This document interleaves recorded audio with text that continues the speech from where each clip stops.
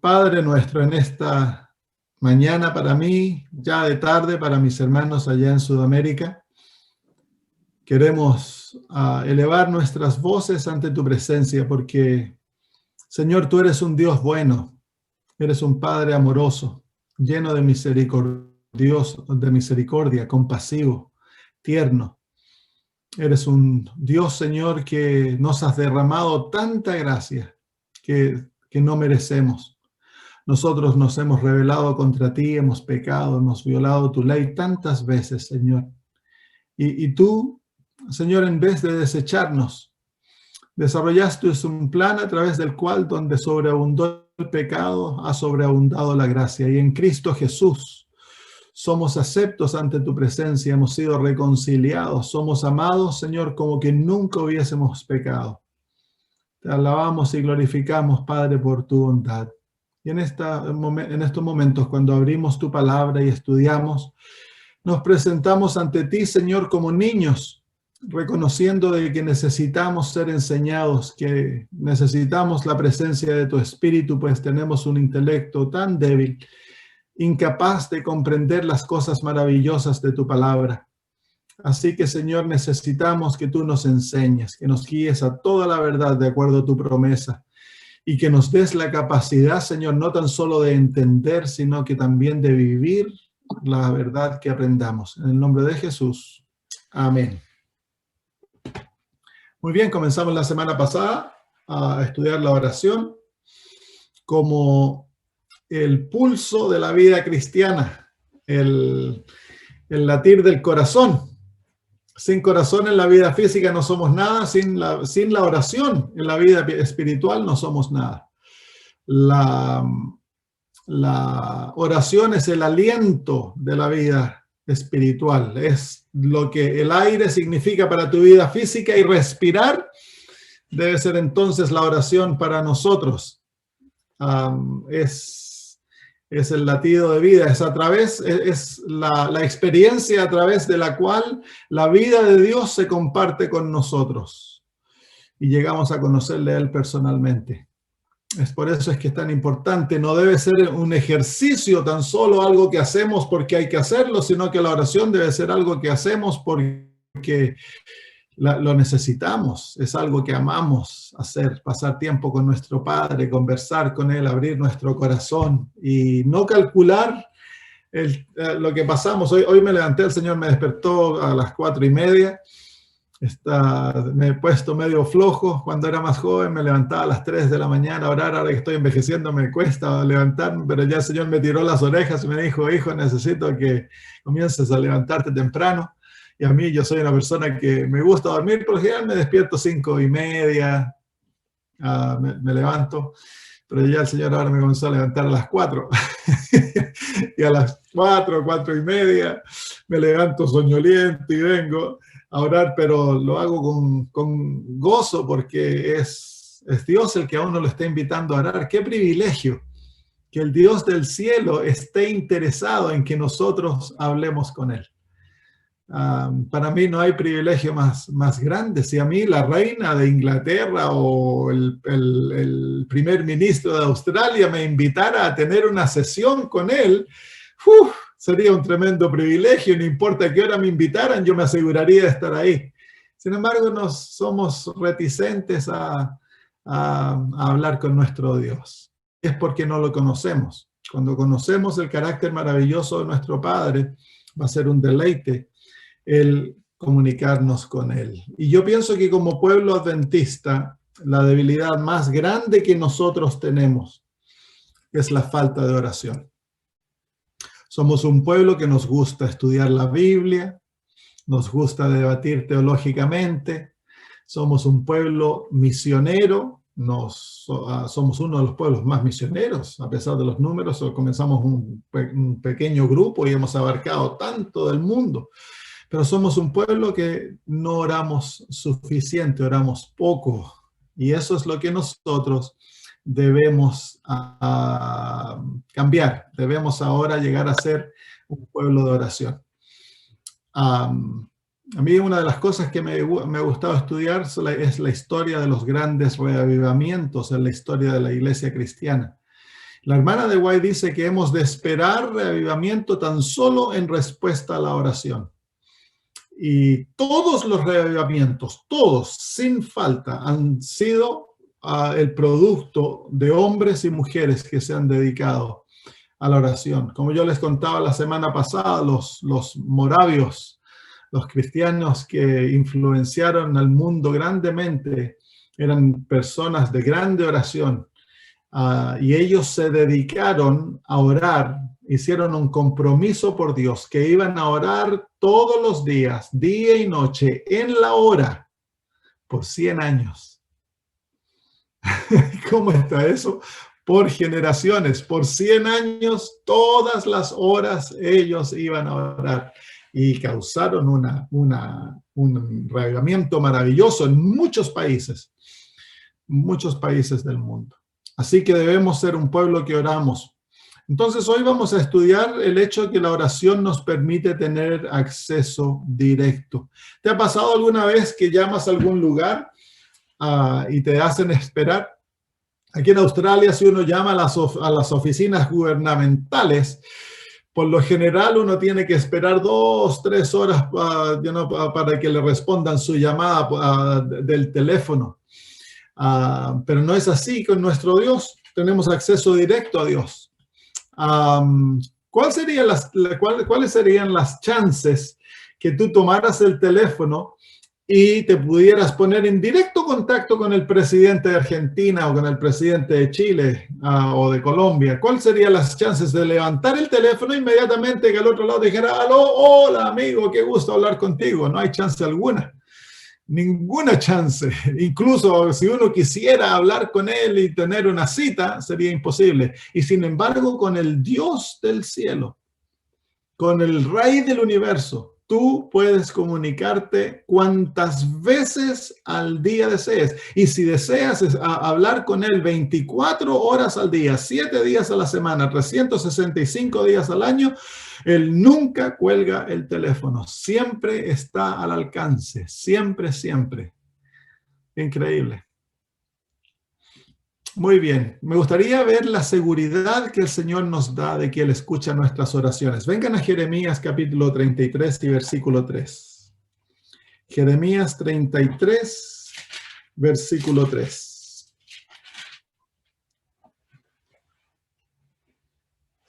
Jeremías 33, versículo 3. Clama a mí y yo te responderé. Y te enseñaré cosas grandes y ocultas que tú no conoces. Qué maravillosa promesa. Esa yo la tengo subrayada en azul en mi Biblia. El Señor nos dice, clama a mí. ¿Y cuál es la promesa? Y yo te responderé. Así que, ¿cuál es la seguridad que tenemos que si oramos, el Señor va a escuchar nuestras oraciones? Es plena, la seguridad es plena. El Señor nos ha dado su promesa y es imposible que Dios no cumpla su palabra.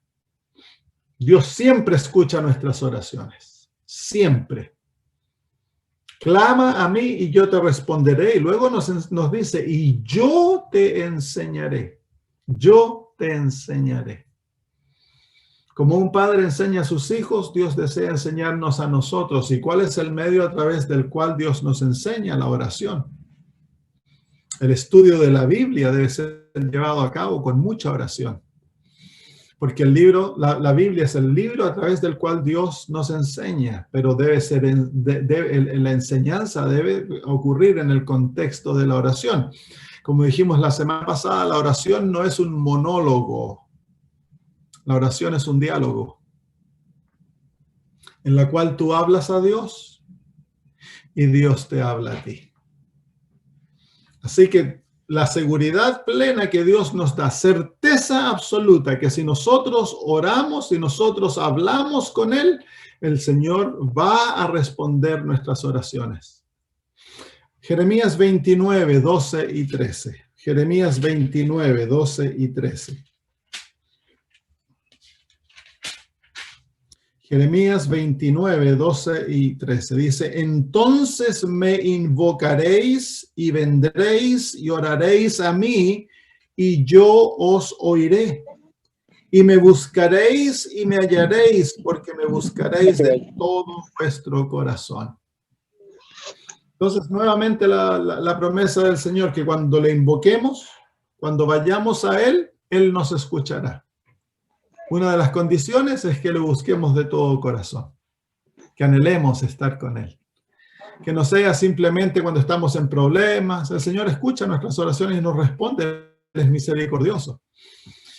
Pero muchas veces, tristemente, los hijos de Dios se dedican a buscarlo solo cuando están en problemas.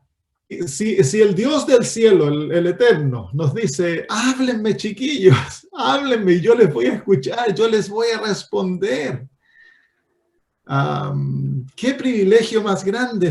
Dice la hermana de White de que los ángeles están sorprendidos, de que los seres humanos, necesitando tanto a Dios, oran tan poco. Es la sorpresa más grande del cielo, que dan tantos. El Señor abrió las puertas, dejó la línea abierta, dijo, cuando quieran hablar conmigo, aquí estoy dispuesto, vengan a hablar conmigo. Y tan pocos seres humanos usan la línea. Solamente la usan cuando están en problemas. Ahí la línea se pone roja al vivo. Cuando estamos por problemas, situaciones difíciles, y nos desesperamos si el Señor no nos responde. Pero es que la oración es una ciencia que se debe aprender y se debe desarrollar. Tiene principios, tiene elementos la oración que se deben practicar y poner y llevar adelante para que la oración sea efectiva. Entonces, si nosotros no hemos, es como que tú nunca has practicado para un maratón y de repente llega un maratón y te hacen que participes en el maratón. ¿Cuáles son las chances que vas a poder ganar la carrera? No hay chance, pero tú estás con todo el deseo y sales corriendo, pero como que no hubiera mañana, como alma que se la llevó el viento, dice. ¿Cuáles son las chances que vas a ganar el maratón o que lo vas a terminar? Probablemente ni siquiera lo vas a poder terminar. De la misma manera es que cuando nosotros no oramos en forma cotidiana y no hemos aprendido la ciencia de la oración, entonces cuando nos encontramos en problema y oramos en forma desesperada, no sabemos orar. Entonces eso es lo que debemos aprender a orar, debemos pedirle al Señor como los apóstoles le pidieron, enséñanos a orar. Isaías 65, 24. Isaías capítulo 65 y versículo 24. Estamos viendo la certeza de la oración. Isaías 65, 24 dice, y antes que clamen, responderé yo, y mientras aún hablan, yo habré oído. Entonces, estos versículos simplemente nos dan el incentivo para orar. Les voy a mostrar una foto aquí de un lugar donde estaba hace unos años atrás haciendo una campaña evangelística en una islita. Sí. Si me puedes dar la capacidad de compartir la pantalla, Melissa. En una isla que se llama Kiribati. Está en el medio del Pacífico Sur. Y está en el Ecuador, en la línea ecuatorial, ahí se encuentra. Es una isla, la capital se llama Tarawa. Y en esos días, estos años atrás, es una isla muy delgada. Es como una isla como de la forma de una herradura. Y en uno de los extremos es más amplia, pero sí la isla es muy delgada, tiene más o menos 500 metros de ancho y es más o menos 30 kilómetros de largo.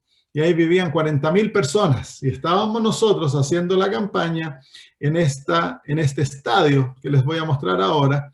Ese es el estadio.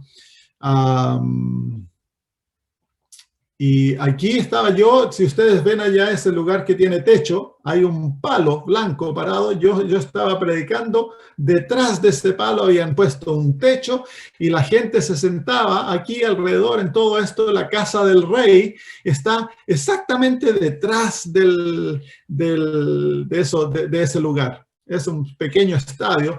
Más o menos teníamos como 1.500 personas viniendo todas las noches, pero teníamos parlantes, así que toda la gente que estaba alrededor escuchaba los programas y se llenaba de gente alrededor que no entraban, sino que se llenaban a escuchar, así que habrían unas 3.000 a 4.000 personas. Y es una isla tropical, así que todas las noches llueve. Y cuando llueve en los trópicos, llueve, pero llueve con ganas.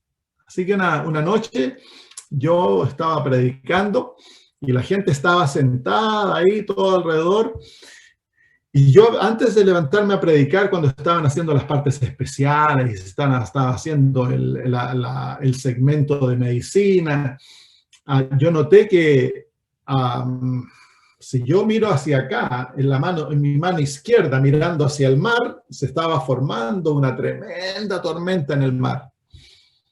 Y yo me puse, ya cuando me levanté y comencé a predicar, como a mediados de mi prédica, comenzó a llover. No que así comenzó a llover de a poquitito, sino que comenzó a llover como que habían abierto el grifo y comenzó a caer agua de una manera. Y la gente se levantó y comenzó a correr para encontrar refugio, ¿no? Entonces yo pensé, uy, se nos acabó la noche. Y en eso el Señor me habló y me dijo, ora para que se acabe para que se detenga la lluvia. Entonces yo les dije a la gente, no corran, quédense donde están y vamos a pedirle a Dios que detenga la lluvia. Y estaba lloviendo, pero diluviando. Y entonces en ese momento dije, y la gente, algunos se dieron vuelta, me miraron y se largaron a reír y siguieron corriendo. Entonces yo simplemente oré y le dije, Señor, en el nombre de Jesús te pido que detengas la lluvia hasta que termine de predicar. Gracias por hacerlo, Señor. Terminé y cuando dije amén, la lluvia se detuvo así. Es como que alguien hubiera cerrado el grifo y simplemente paró de llover. Los nativos quedaron tan sorprendidos cuando se dieron cuenta que ya no estaba lloviendo, que pusieron sus manos así, miraron al cielo y comenzaron a aplaudir de la manera que ellos celebran. Ellos son más eufóricos que los adventistas del séptimo día, ¿no? Comenzaron a aplaudir, a saltar y no a dar gracias, porque yo les había estado enseñando a ellos de que no debían tener temor de los médicos brujos, porque en las islas se practica mucho la brujería. Y el médico brujo tiene mucho poder sobre la mente de las personas, a pesar de que en todas las islas son cristianos. El cristianismo es una mezcla de las prácticas paganas que ellos tienen con el cristianismo. Así que tienen mucho temor de la brujería porque tienen poderes muy grandes. A mí me habían dicho que un brujo puede partir una tormenta. Puede partirla en dos, pero un brujo, me dice, no tiene el poder de detener la lluvia cuando ya comenzó a llover. Y entonces yo había estado hablando de que Dios es mucho más poderoso que ellos, que mucho más poderoso que los brujos, que no tengan miedo, les decía, se tienen que poner de toda parte, de todo corazón del lado de Dios. Y esa noche cuando se detuvo la lluvia, para ellos fue una demostración práctica de que Dios es más poderoso que los brujos. Al final tuvimos un bautismo como de 100 personas. Y esa noche a mí Satanás me atacó. Seguramente los brujos se dieron cuenta de lo que estaba ocurriendo y se habrán puesto juntos y como a las 3 de la mañana había despertado para ir al baño, volví, estaba orando en mi cama acostado y de repente sentí que dos manos me agarraron mis pies. Y luego las manos vinieron bien rápido por todo mi cuerpo, me fueron aplastando así bien fuerte y una mano me agarró del cuello y la otra del pecho. Y era una mano poderosa. Y comenzó a apretar mi garganta y cada vez que yo respiraba para afuera, me apretaba la garganta y me empujaba el pecho para abajo. Entonces me estaba ahogando, se me estaba acabando el aire y comencé a tratar de decir el nombre Jesús y a orar en forma audible, pero no podía, porque ya no me quedaba aire en los pulmones. Entonces oré mentalmente, le dije, Señor, por favor, permíteme decir el nombre Jesús. Y traté, pero nada salía y me estaba acabando sin aire. Y la mano me tenía bien apretado de aquí. Y no había nadie, por supuesto, era un demonio. Así que eventualmente el Señor me permitió y dije, Jesús, así bien suavecito. Y la mano me soltó, me puse de pie en el nombre de Cristo. Le dije al demonio que se fuera y me arrodillé a orar. Oré por un buen rato, se me pasó el sueño, por supuesto. ¿A quién va a quedar con sueño con esa experiencia?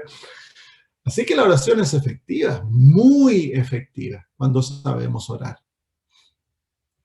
Así que debemos, hermanos, como pueblo, aprender a pasar mucho tiempo en oración. Hay una relación directa entre el tiempo que nosotros pasamos en oración y el poder que nosotros tenemos. El carácter de Cristo, la presencia del Espíritu Santo, todo ello es el resultado de comunión con Dios. Y gran parte de aquella comunión está basada en la oración. ¿Qué significa orar? ¿Qué significa orar? Cuando tú escuchas la palabra orar, oración, ¿qué te imaginas? ¿Qué es lo primero que viene a tu mente? Si nosotros hemos crecido en países católicos, tendemos a tener una actitud bastante formal de la oración. La oración es algo que hacemos.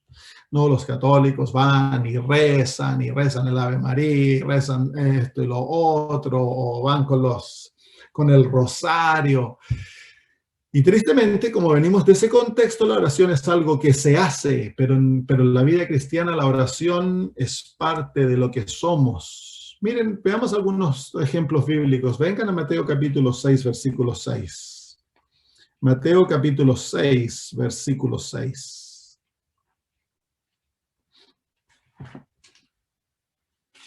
Queremos ver qué es la oración. Mateo 6, 6.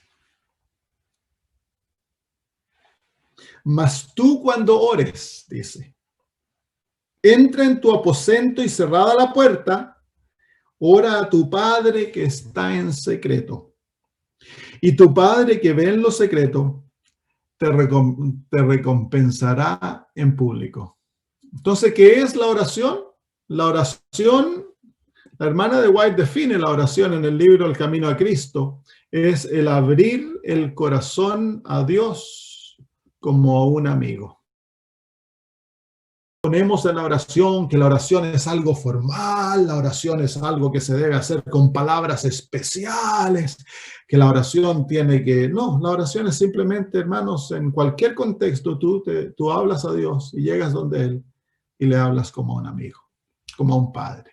Y ahí pones delante de Él todo lo que está en tu alma y escuchas lo que Él tiene que decir como consejo, como guía. Eso es la oración. Entonces, no hay lugar mejor que otro para orar. Tú puedes orar cuando estás en la ducha, puedes orar cuando estás en la cama. Claro, hay momentos especiales de oración. Cuando en la mañana yo me levanto, vengo a mi estudio y me arrodillo para orar porque es tiempo de oración. Pero eso no significa que al estar arrodillados y aquí en mi escritorio es el único lugar donde yo puedo orar. No, yo puedo orar cuando voy caminando, cuando voy manejando. Yo cuando manejo largas distancias me encanta manejar porque yo estoy en comunión con Dios. Voy cantando, voy, ¿cómo se llama? Orando, hablando al Señor. Entonces se hace muy ameno. Aquí las distancias no, bueno, como en Argentina las distancias son muy, muy largas. Aquí, por ejemplo, para ir a la próxima ciudad grande son 1000 kilómetros. Hay ciudades entre medio, son ciudades pequeñas. Para ir a Melbourne son 1000 kilómetros, para ir a Brisbane son 1000 kilómetros. Entonces, cuando a mí me toca ir a predicar a otros lugares y manejo, que son 10, 12 horas de viaje, uso el tiempo para estar en comunión con Dios. La oración es abrir el corazón a Dios como un amigo. Y así de la misma manera que tú hablas a un amigo, es la manera que tú debes hablarle a Dios. ¿Cuál es el objetivo de la oración? ¿Cuál es el objetivo de nuestra oración? Mateo 6, 9. Mateo capítulo 6, versículo dice, Hebreos capítulo 4. Hebreos capítulo 4. La gran diferencia entre la religión de Cristo y el paganismo es que en el paganismo sus dioses no se interesan por el fiel del Dios. Los dioses no tienen interés, no tienen tiempo para ellos y es imposible para la persona entrar en contacto directo con Dios. Es por eso que en el catolicismo se le ora al sacerdote, se le ora a los santos, pero rara vez se ora directamente a Dios. En el verdadero cristianismo, a nosotros hablamos directamente con Dios. Hebreos capítulo 4 y versículo 16 dice, acerquémonos pues confiadamente al trono de la gracia para alcanzar misericordia y hallar gracia para el oportuno socorro. Cuando oramos, nosotros entramos directamente a la pieza donde se encuentra el trono de Dios. Y ahí hablas directamente con Dios. Yo me imagino, yo uso mi imaginación cuando oro en la mañana, vengo a los pies del Señor y le digo, Señor, buenos días, qué lindo es venir a hablar contigo, y me imagino que estoy en su presencia. Me imagino que Él me invita y me dice, ven, siéntate conmigo, hijo, hablemos. Yo le digo, espérame, deja adorarte un tiempo. Y paso un buen tiempo adorándolo, alabándolo. Y luego me siento al lado de Él y conversamos. Ahí hablamos de todo. ¿Por qué? Porque estoy hablando con mi Padre. Y estoy hablando con Él como un amigo. No estoy hablando con Él como un rey. El Señor Jesús nos invitó a hablar con Dios como un Padre. Dios es rey, sí, es rey, pero Él no desea que nosotros nos relacionamos con Él como rey cuando oramos con Él. Cuando oramos con Él es como un padre que es un amigo, para que el corazón se abra y no hayan barreras. Porque si tú te lo imaginas como rey sentado en ese trono y lo ves lejos, entonces van a haber distancia, va a ser difícil la comunicación. La imagen que tú tienes de Dios determina mucho la manera que tú te relacionas con Él. ¿Sabías eso? Si tú tienes la imagen de un Dios dictador, un Dios duro, un Dios distante, entonces esa es la manera que tú te vas a relacionar con Él. Debemos aprender a ver al Dios de la Biblia como Él es, un Dios amoroso, misericordioso, que es compasivo, lleno de gracia, que le encanta pasar tiempo con sus hijos. Es el placer de Dios estar con nosotros y le encanta que nosotros nos acerquemos a Él. Miren el ejemplo de Jesús. Cómo Jesús le hablaba a su Padre. Vengan a San Juan capítulo 17. San Juan capítulo 17. Versículos 1 y 2, y después el versículo 5. San Juan 17, 1 y 2 y versículo 5 dice, estas cosas habló Jesús y levantando los ojos al cielo dijo, Padre, la hora ha llegado. Glorifica a tu Hijo para que también tu Hijo te glorifique a ti, como le has dado potestad sobre toda carne, para que dé vida eterna a todos los que le diste. Versículo 5 dice, ahora pues, Padre, glorifícame tú al lado tuyo con aquella gloria que tuve contigo antes que el mundo fuese. En esas palabras hay una expresión de plena confianza, hay una expresión de conocimiento del Padre. Jesús está íntimamente relacionado con el Padre. No usa palabras abnormales, usa palabras normales. Está hablando con Dios el Padre y se está relacionando con Él como su papito, como su Padre. Y le habla como que Él estuviera ahí al lado de Él.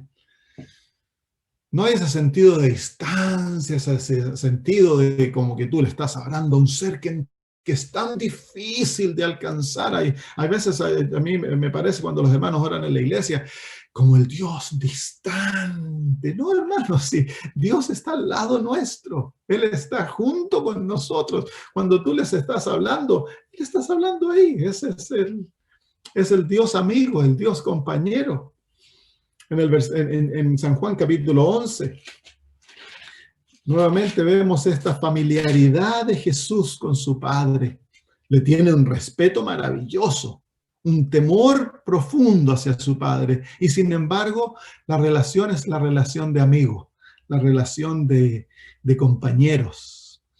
San Juan capítulo 11, versículos 41 al 42, dice: entonces quitaron la piedra de donde había sido puesto el muerto, y Jesús, alzando los ojos a lo alto, dijo: Padre, gracias te doy por haberme oído.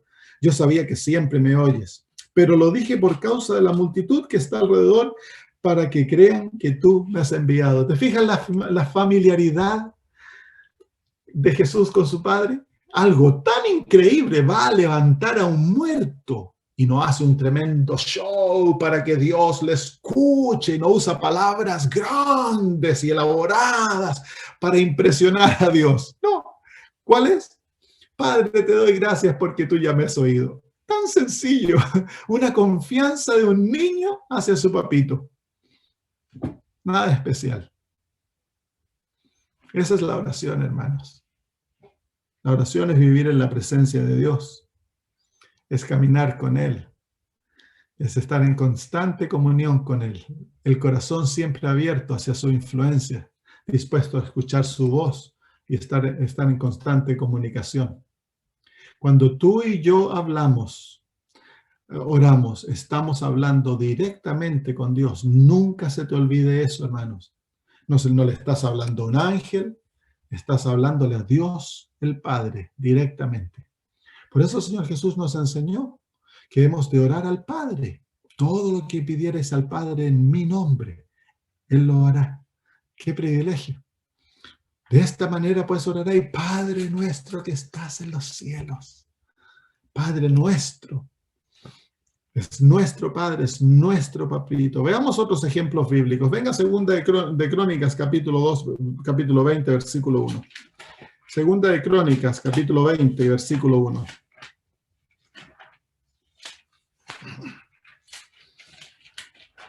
Plena confianza. Cuando oras, esa es la primera lección que se ha de aprender a la oración. Tú oras, le estás hablando directamente a Dios. Dime, si Dios te diera una audiencia física y te dijera: tú me puedes pedir lo que tú quieras, ¿qué harías? Había un rey en la Edad Media, y historia verdadera, que una vez al año le permitía a sus súbditos que lo vinieran a ver. Se abrían las puertas del palacio, los súbditos venían y le podían pedir al rey lo que fuera. Entonces venía el pastor y le decía: yo quiero que me dé unas 2 o 3 ovejitas, y ya el rey decía: sí, denle 2 o 3 ovejas, y quería que le diera materiales para reparar su casa y así. Pero un día llegó uno y dijo: bueno, si voy a hablar con el rey, le voy a pedir. Y dijo: yo quiero que me dé un palacio, rey, quiero que me dé unos soldados. Y le hizo una tremenda lista al rey. Y el consejero se enojó. Le dijo: ¿cómo se te ocurre venir a pedir esas cosas al rey? Y el rey le dijo: espera un poquito, le dijo. Este es el único hombre que me hace sentir como rey. Entonces, si Dios te diera la oportunidad, le dijo: hijo, pídeme lo que quieras. ¿Qué le pedirías? Dice el Señor: pedid y se os dará. Buscad y hallaréis. Golpead y se os abrirá, porque todo aquel que pide recibe. Si vosotros, siendo malos, sabéis dar buenas dádivas a vuestros hijos, ¿cuánto más vuestro Padre dará buenas dádivas a aquellos que se lo piden? Ahí el Señor te está diciendo: ven a mí, pídeme. Si lo peor que puede decirte el Señor es no. Yo he tenido el gozo de ver al Señor responder tantas oraciones maravillosas. La oración, hermanos, es un privilegio. Segunda de Crónicas, capítulo 20, versículo 1 dice: Segunda Crónicas 21 dice: pasadas estas cosas, aconteció que los hijos de Moab y Amón, y con ellos los otros de los amonitas, vinieron contra Josafat a la guerra. Entonces, esta es la historia cuando se juntan un grupo de pueblos a pelear contra el rey Josafat. Y los versículos que vamos a leer, vamos a ver la oración de este rey, que es una oración ejemplo. Mire, vamos a los versículos 5 hasta el versículo vamos a ver 5, 6, 7, 8 y después el versículo 12.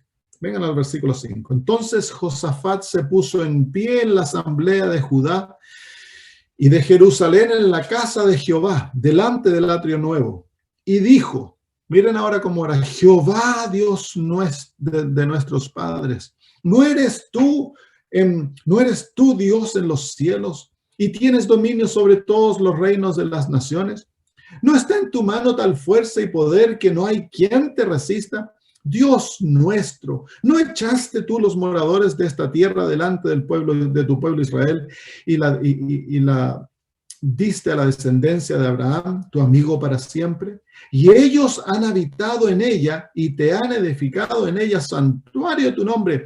Si mal viniere sobre nosotros o espada de castigo o pestilencia o hambre, nos presentaremos delante de tu casa y delante de ti, porque tu nombre está en esta casa y a causa de nuestras tribulaciones clamaremos a ti y tú nos oirás y salvarás.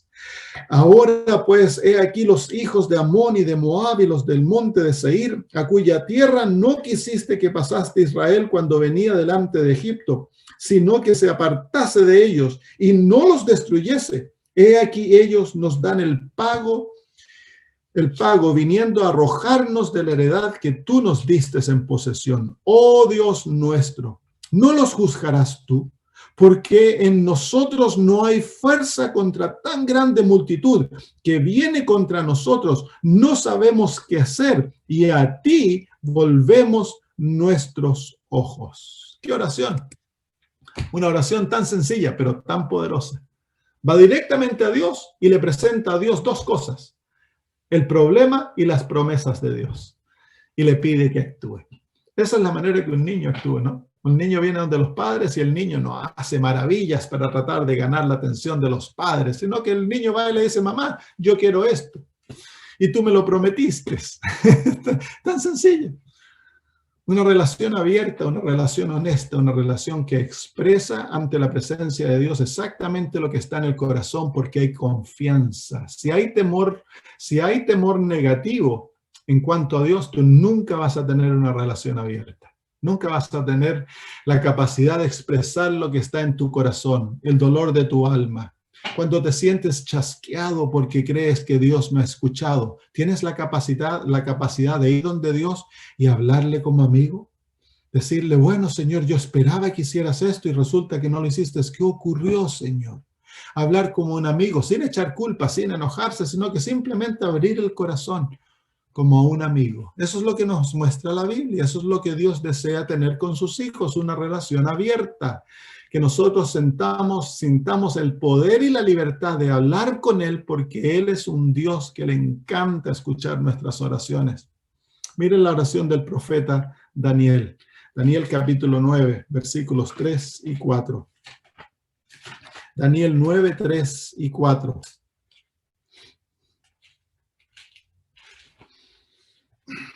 Daniel ya es mayor aquí, tiene 70 y tantos años, a lo mejor 80.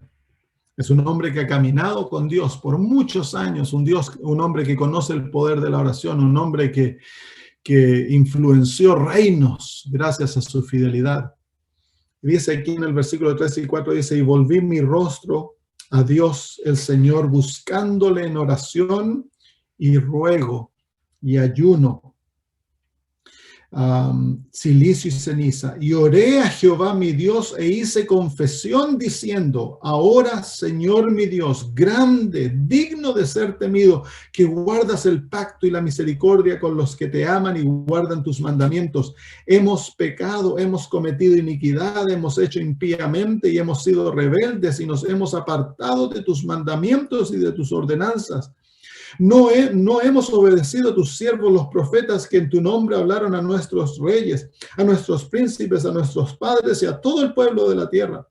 Tuya es, Señor, la justicia y nuestra la confusión de rostro, como en el día de hoy lleva todo hombre de Judá, los moradores de Jerusalén y todo Israel, los de cerca y los de lejos, en todas las tierras a donde los has echado a causa de su rebelión con que se rebelaron contra ti.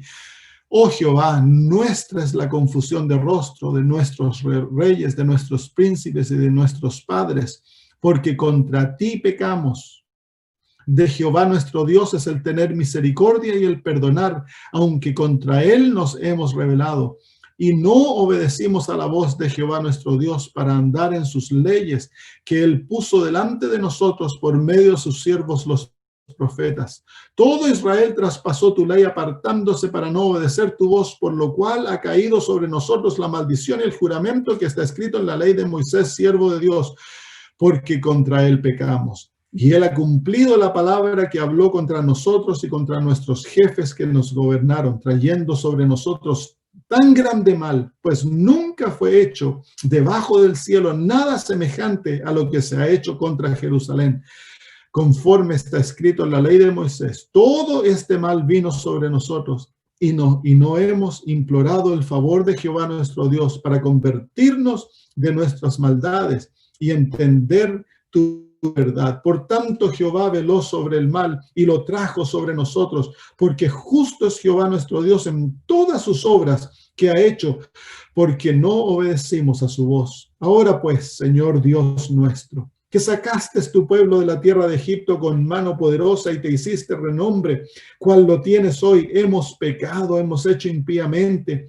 Oh Señor, conforme a todos tus actos de justicia, apártese ahora tu ira y tu furor de sobre tu ciudad de Jerusalén, tu santo monte, porque a causa de nuestros pecados y por la maldad de nuestros padres, Jerusalén y tu pueblo son el oprobio de todos en derredor. Pues ahora pues, Dios nuestro, oye la oración de tu siervo y sus ruegos, y haz que tu rostro resplandezca sobre tu santuario asolado por amor del Señor.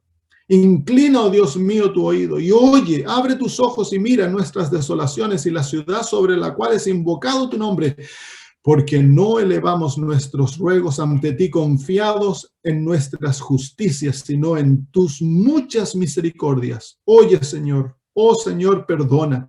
Presta oído, Señor, y hazlo, no tardes, por amor de ti mismo, Dios mío, porque tu nombre es invocado sobre tu ciudad y sobre tu pueblo. Nuevamente, una oración totalmente abierta.